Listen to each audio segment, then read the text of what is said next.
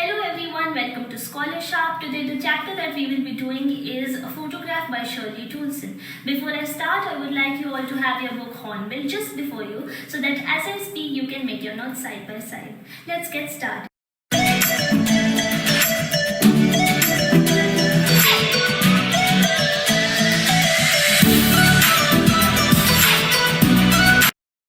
The chapter that we are doing is a photograph by Shirley Toulson. This is chapter 2 of your book Hornbill and this is a poem. So what is this chapter about? So in this chapter the poet is remembering her mother who is no longer alive. She has passed away and she is remembering the happy times that she has spent with her. So she is writing in this poem and she is remembering her mother and the good times and the smiling moments and the happy memories that she has had with her. Here she is referring to one particular happy memory, one particular incident in which she had a good time with her mother and she is writing about it. She is writing about when her mother was alive and what that incident was, and it was such a good time, and now that she is writing about it, she is filled with so much of grief, with so much of anxiety. She has this hollowness in her life, a vacuum in her life, a void that nothing can fill, and she's overpowered by this death of her mother and she can't express it in words, and it's very difficult for her to accept this loss in her life. Now coming back to the summary of this chapter, as I have told you, she is remembering her mother and she is referring to one such incident in which she had spent a good time with her mother. Now what was that incident? That incident was that the mother and the poet were looking at a photograph from the mother's childhood. They were looking at that photograph and they were laughing at how the mother looked when she was young, and it was a nice moment. Now if in that photograph, that is a photograph that was taken in the mother's childhood when she had gone for a beach holiday with her two cousins, and this photograph was clicked by their uncle, and then in that time when the poet and the mother were looking at that photograph, they were laughing at how oddly the mother was dressed for the beach holiday when she was young, and how she had a cute little sweet face when she was young, and they were amused at that photograph, and it was a good time. So that is the summary of this chapter. Now coming to the theme of the poem. So the theme of the poem is impermanence of human life. Now human beings are mortal, we are bound to die. We have a life that is not permanent, we have a definite lifespan. Today I am born, tomorrow I am bound to die. I cannot stop it, I do not have control over the cruel hands of death, and death is inevitable. Also, human life is transient. What does the word transient mean? Transient means ever changing. Human life is ever changing. Our human life is divided into phases. First we take birth, then we become youthful, then we become adults, then we enter old age, and then we die. We have a life that is constantly changing. Every day is a new day. When we were little, we had different physical features. When we become older, we have different physical features. It's always changing.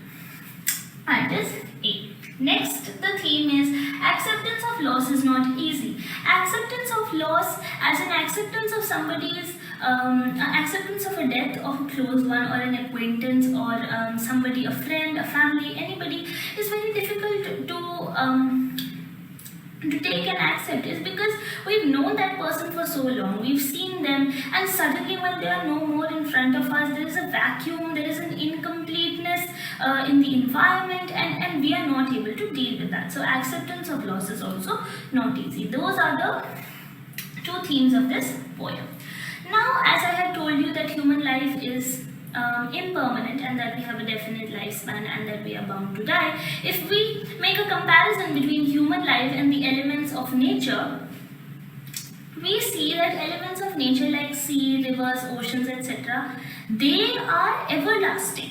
Human life has a definite lifespan, but these things are everlasting. They keep going on and on and on. The river that was flowing yesterday and many years back, it is still flowing.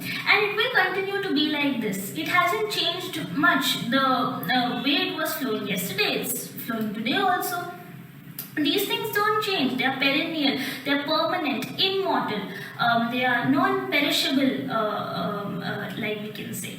And even material possessions. For example, in this chapter only, a photograph. The mother has died, but the photograph of the mother when she was little has still survived. So material possessions and elements of nature continue to survive, while human life is mortal and it has and impermanent. So we are bound to face death.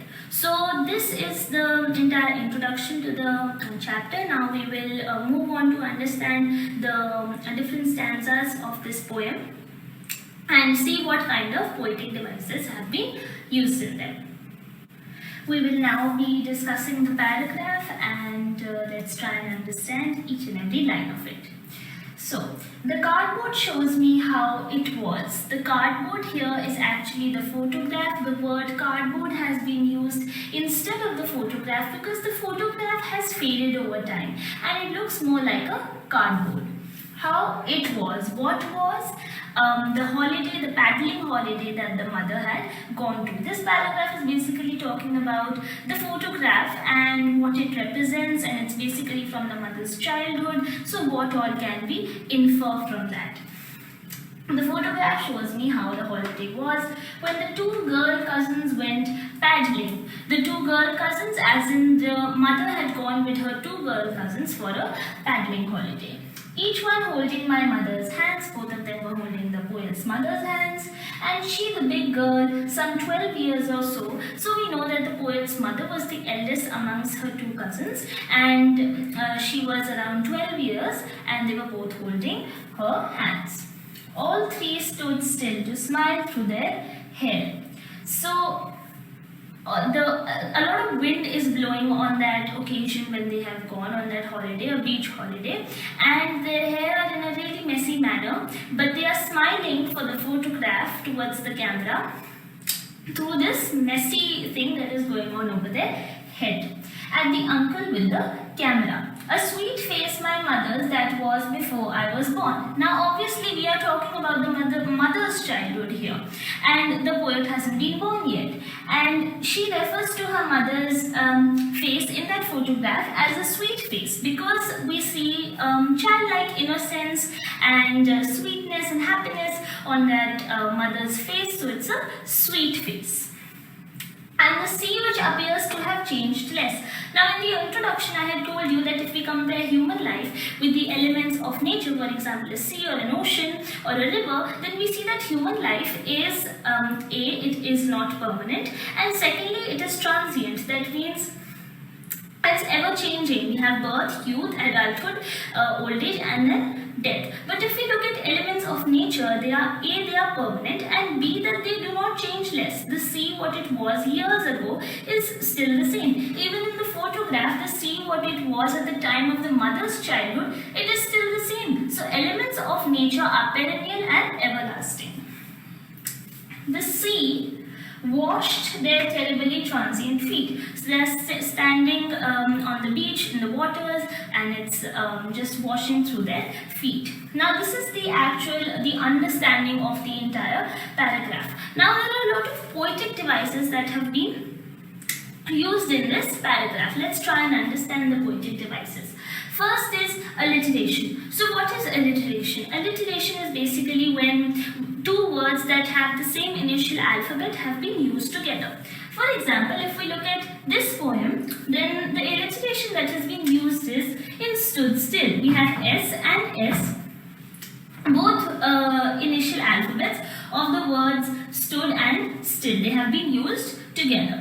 The next example of alliteration will be in terribly transient, because we have T here and we have T here, both in terribly and in transient. So we have the same alphabet that is being used, that is alliteration. Next is synecdoche. What is this poetic device? This is when a part is actually used to represent a whole. For example, that is being used in the case of feet here. The word feet here actually does not really mean for feet. This part has been used to describe a whole. What is that whole? that is life. Feet here actually represents life as a whole. Now if we read this line again, it says wash their terribly transient life. And as I had said, transient human life, that is ever-changing human life, that has been used for terribly transient life, the life of the mother as well as the cousins, which will change. We've seen that they were young in the photograph, then they become adults, she becomes a mother, and then later she dies. And that is why this has been used. Next is transferred epithet. So transferred epithet is when an adjective or a modifier is basically used for one noun in the sentence, but its meaning actually means for some other noun. For example, in this line, last line, the transferred epithet here is for the word transient, because transient has been used for the noun feet, but actually it is referring to the noun of life. It is talking about a transient life, an ever-changing life. So the meaning has been transferred from feet to life. The meaning has been transferred. So that is why transient here is the transferred epithet. So those are the poetic devices in this paragraph. Let's move on to the next paragraph. Now we will be discussing stanza 2 and stanza 3 of the poem. So in stanza 1 we had seen that we are basically talking about that photograph and the time of the photograph, that is the mother's childhood. Now in stanza 2 we are talking about the time when the mother and the poet were looking at that photograph and they were having a good time and they were smiling and laughing about it. So that is the time when the photograph was actually there. We were talking about the mother's childhood in paragraph in stanza 1, but in stanza 2 we are talking about the time when the poet's mother was alive and they were having a good memory and they were spending time together and laughing at the snapshot, as I had explained in the introduction. Some 20-30 years later, obviously some 20-30 years later from the mother's childhood, when the mother was a child, now we are talking 20-30 years later after she was a child. Now is the time when the poet, now is the time when that little girl in that photograph has become a mother of the poet, and the poet and the mother are looking at that photograph together. She'd laugh at the snapshot. She is the poet's mother. Laugh at the snapshot. See Betty and Dolly, she'd say. So the mother looked at that photograph now that was clicked when she was young, and she was saying that, you know, the two girl cousins that she had gone with, Dolly and Betty, and she would laugh at it and she'd say, and look how they dressed us for the beach. She was laughing at the way how in a very funny manner they were dressed for the beach, in a very awkward manner with her two girl cousins. The sea holiday was her past, mine is her laughter. Her here is the poet's mother. The sea holiday was the poet's mother's past. Obviously, when she was a child, she had gone for the sea holiday. But now when she has become a mother, and she has, now that she's become a mother, her childhood is her past. The childlike innocence that she had, the pleasures of childhood, that sweet memories of being a child and having no responsibility and just fun, and that sea holiday being with her cousins, all of that is the mother's past. She has become a mother now, and the sea holiday was her past. Mine is her laughter. Mine here is referring to the poet. Is her is referring to the poet's mother. So the poet says that the poet's past is her mother's laughter. Now we are talking about the time when the mother is no longer alive. She has died. In this instance, we were talking about the poet and the mother looking at that snapshot together and laughing. But now, when the poet is writing that poem and her mother is no longer alive, she is saying that that incident when her mother was laughing has become a memory of the past, has become her past now. Both write with the labored ease of loss. Rai means mockingly or amusingly. Rai is a word that is used for dry humor in a difficult situation. She's saying it mockingly, and it is a difficult situation. A difficult situation because her mother is no longer alive, and it's a situation where she has become anxious. She is filled with grief, and she is not able to accept this death. So this is dry humor in a difficult situation. Both amusingly, mockingly, she is saying, Rai with the labored ease of loss. This basically means both of them are trying to accept the loss that they each of them have had. What is the loss? So for the mother, the loss is of the childhood. For the poet, it is the loss of the mother. Both of them, the mother and the poet, they are trying to accept their respective losses with ease. That is the meaning of this line. Both Rai with the labored ease of loss, both of them are trying to accept this loss with ease. Now that is stanza 2. Now let us discuss the poetic devices that have been used in this stanza. First is alliteration.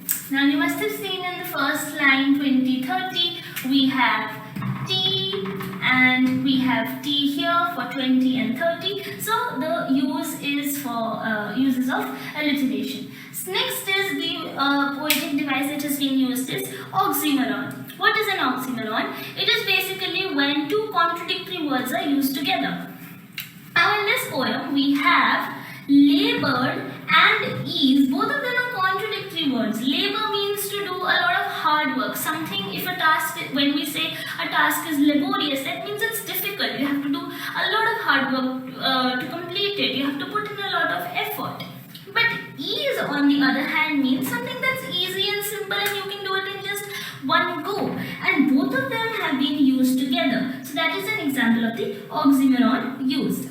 Now if we try and understand this line better, we will see that both the mother and the poet are trying to accept this loss with ease. They are trying really hard. They are taking this laborious task of accepting their losses. The poet is trying really hard, is laboring to accept the loss of her mother with ease, and the mother was trying to accept the loss of her childhood with ease. Both of them are laboring, they are trying really hard, they are putting in hard work to accept their losses with ease. So that is the explanation of that line. So this is stanza 2.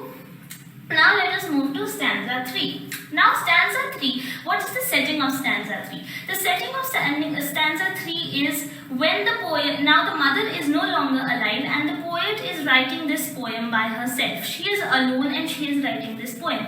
In the first stanza we were talking about the photograph, the time of mother's childhood. In the second stanza we were talking about when the mother and the poet are looking at that photograph. Now in the third stanza we are talking about when the mother is no longer alive and the poet is sitting by herself and writing the poem, and she is thinking to herself that her mother is no more.